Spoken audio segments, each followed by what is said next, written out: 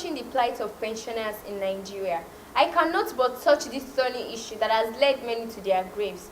It is for the good of any society for every future to be guaranteed not only at old age, but also during sick period, unemployed and general incapacitation that may lead to zero income. It is amazing how anyone could envisage a society free of corruption, where the survival of the senior citizen hangs in the balance. What is the explanation for depriving a senior citizen his stipend or pension on which his or her survival is hinged? Keeping retired active workers waiting to receive their pension for years is a recipe for disaster for any society. How do you ask a hungry elderly citizen to preach to the young not to engage in sharp practices with the aim of securing their future?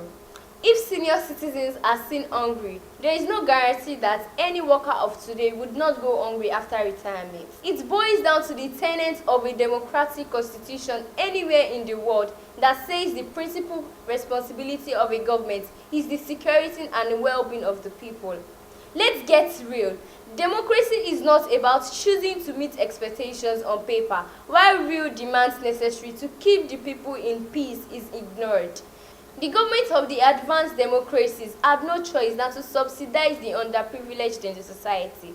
It is actually the right of every citizen to survive. It would therefore be useless pursuing economic policies that keep the people below acceptable poverty line.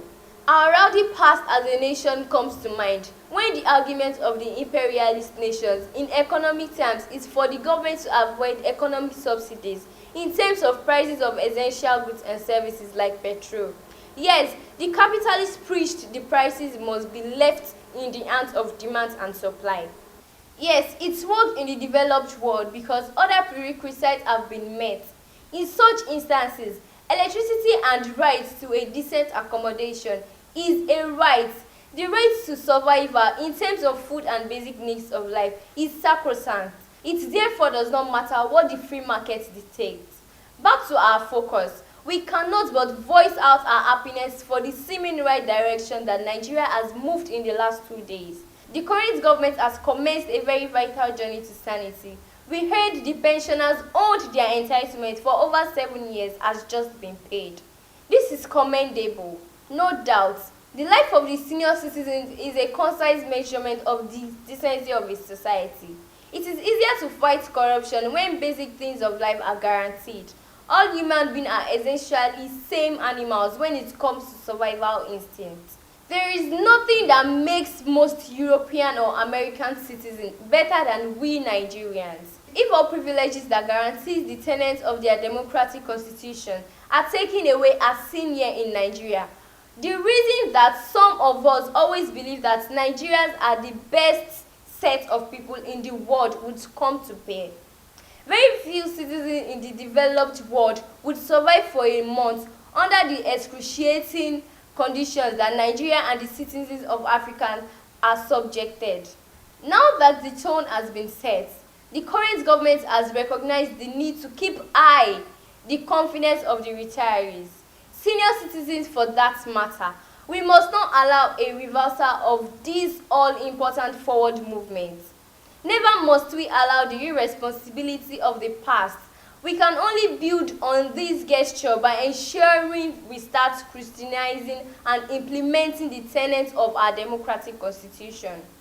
Both government and citizens must know the primary responsibility of a government is the survival and well-being of the people. Nothing can explain this cardinal objective away. It must not only be implemented, but also demanded by every citizen. This is where to focus our energy, rather than the silly drive for religious or ethnic sentiments. Finally, we call on the government to move forward and in a rapid way to ensuring all that needs to be done to keep a tap on development indices are set in motion. It is a shame on our collective intelligence that the biggest black nation in the world, Nigeria, is unable to come up with a reliable database of its citizens. Anyway, this is a discussion for another day. While we thank this government again for the good decision regards the pensioners' payments, we call for more actions as it regards removing the people from the current debilitating poverty. This is the way I see it. As usual, I remain your sweetheart, Olubumi Aguda. Bye.